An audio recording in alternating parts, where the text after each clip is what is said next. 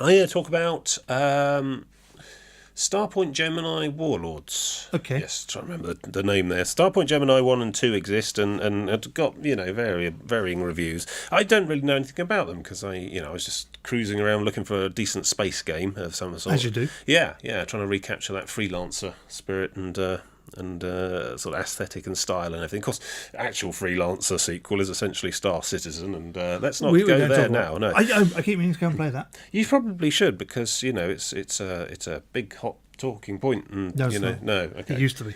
Yeah, I mean, I do have this like vicarious glee. I sometimes you remember Massively. Yes. The online magazine thing that's about online gaming. The one which we've both briefly worked for. Yes, massively overpowered as they are now since they went indie because AOL dropped them or whatever. They every so often they'll do an article about, they'll do an update on some news about Star Citizen, and the comments threads on those are fantastic. They really are. I mean, most of the comments threads on Massively are like 20 or 30 posts. These regularly reach the 200 or 300s, and it's definitely the sort of zealous religious flame war of choice. Yeah. The Star Citizen state of early access Kickstarter crowdfunding, etc. There's some real people with beliefs and passion who have picked up standards and are going to war on the internet over the whole thing. This is the hill they shall die on. Absolutely, and there's some magnificent actions there, and that's just a weird,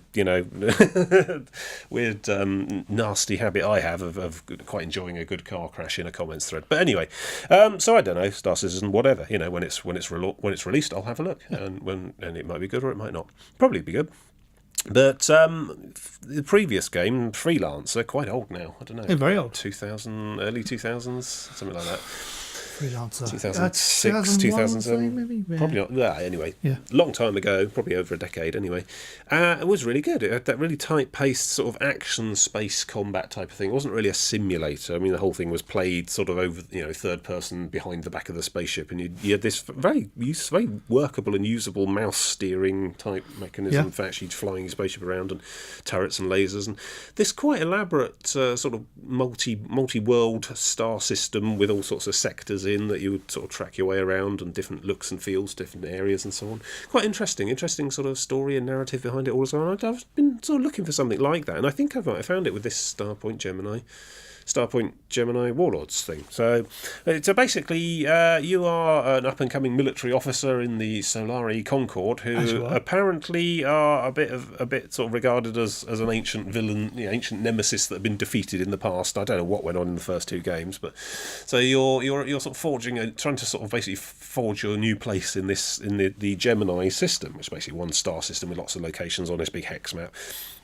And you're sort of working your way around and get involved in this conspiracy and all some sort of big planet-busting spaceship thing that people are trying to find the plans for and build. It's a little bit generic, I have to say, but it clips along at a reasonable pace, and you work your way up through ranks of essentially capital ships. You start in what they call a gunboat, and then you work up through frigates, destroyers, and so on, doing the usual 4X stuff, mining, trading, exploring, doing missions, fighting, and so on.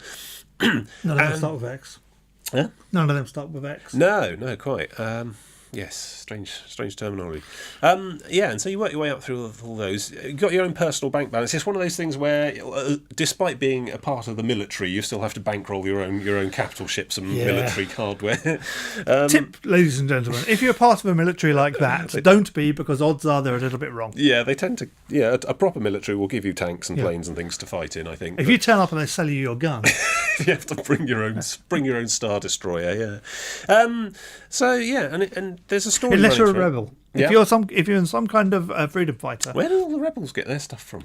They're sold to by rival things. Okay, fair enough. And so the capture the moment-to-moment gameplay feels very much like Freelancer. You've got various different sorts of camera modes, turret tracking mode, or follow the ship behind mode, and it's all useful with mouse and keyboard, very useful. Okay. Your ship's got various turrets, arrays, and hard points which you can fit various different equipment on, and you use that to essentially dogfight with other clusters of ships that are sort of flying around with pirates or whatever, or enemy empires and whatever. Very reminiscent of Freelancer, the kind of high paced, constant action sort of casual arcadey space thing.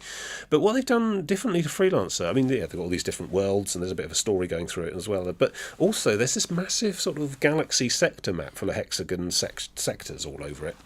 And you can, very early on, you start to get extra ships that you can control as separate NPC fleets on this big battle map. You can actually join these ships up to yourself, and they become wingmen in your big squadron. Yeah. I found that that's a really bad idea because I don't know if I'm doing it right or there's something I'm doing wrong or some quirk of how it works. But it's a bit like the X games where the AI in the X series, you've basically, the way they've got it is they've got a massive star map and you can control ships and send them all over the place and do stuff, or you can have them with you and do stuff as well. If you're in the same sector, it plays it all out using actual ships with the ship combat AI in real time, because it's all there and fighting happening. If you're not in the same sector and you send a fleet off to fight something else, it will basically just do it in a sort of strategic dice roll mode because that area doesn't actually exist. Yeah, because you're not in it. Yeah, exactly. So out of sector simulation, I think they call it. And typically that goes much more like the numbers. Because it's essentially what it is. It's numbers and dice rolls, and that's the combat. And so, whereas for some reason the ship AI in Starport Gemini is not really that good. So I tend to find that I spend ages accumulating, because you have a whole bunch of resources, very much like an RTS game, different minerals, gas, materials, ore, and all that sort of thing. And and you use these to construct ships in the shipyard. Then you can add them to your fleets and so on. And I find that it takes a very long time to accumulate the resources, and then they'll just die like that because they're not very good in actual dogfighting. So what I found seems to work well is you sort of build them up into a big old doom stack like you do on a Civ game or whatever, and you just send them around. But you can conquer territories, and those territories then become part of the Solari Concord, part of your faction. And safe. Yeah. Well, you still get minor pirates going on, but there's a lot less wandering pirates in those areas if you own them. Then those areas then unlock little mission points that you can then send up. You get a stack of civilian fleets. Yeah. You send away on these different. This is basically you send them away and they'll come back with resources after so long type mechanic built into it as well.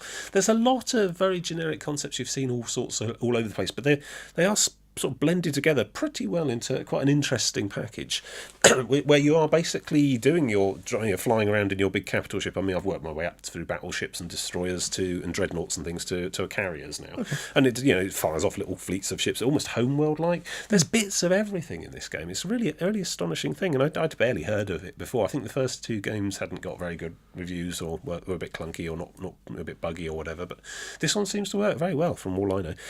And of course, this is my first sort of experience with the franchise, and I come in sort of 3 games in, and it seems like they sort themselves out and know what they're doing.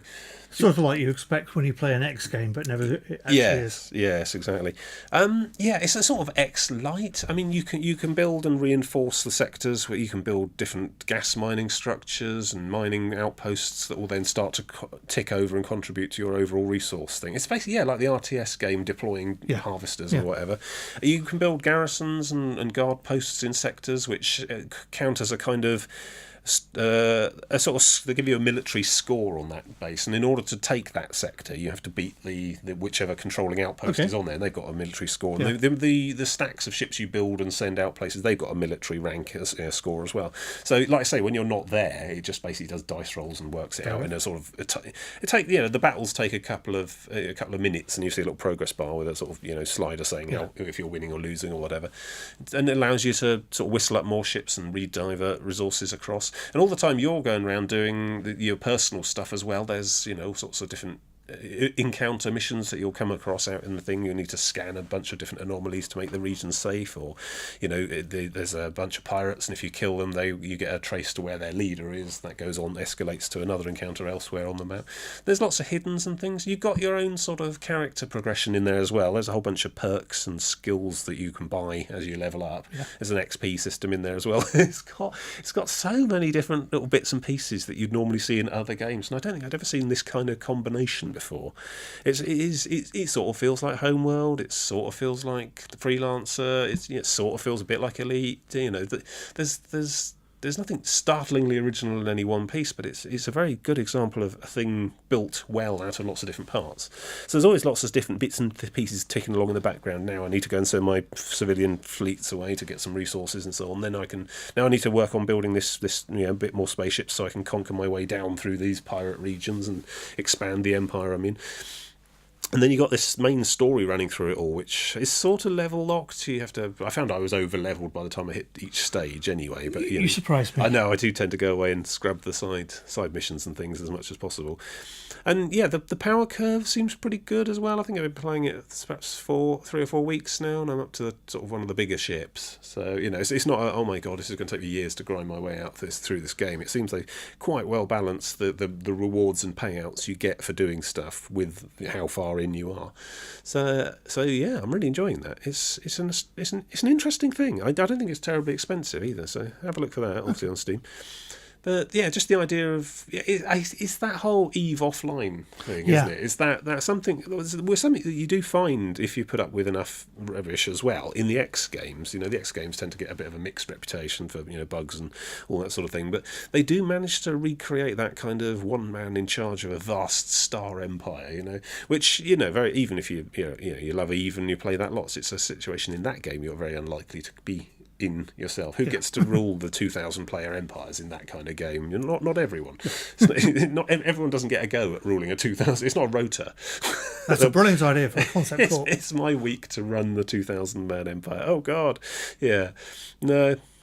But, just sort of, yes, Starfighter games are fun, the X-Wing types of thing, but the sort of grander scale, the soap opera of it all, these vast forces moving across the galaxy, is a difficult thing to satisfyingly capture in a computer game. And this seems, I think it feels a bit light. I think it's quite broad but not terribly deep, I think. So I can see me getting to the bit max ship, following the story through, conquering enough of the sectors, and then deciding that's enough of that. But you sort of, how much entertainment are you expecting from the typical computer game anyway? Well, you get these occasional rare ones like Skyrim or the X games, which I will just keep playing over and over forever and ever, but that's more about individual people than games particularly. But no, this is definitely worth a look. I'd recommend it. I don't even know who made it.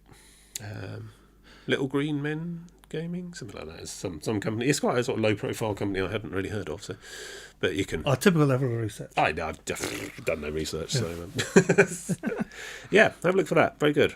I recommend it.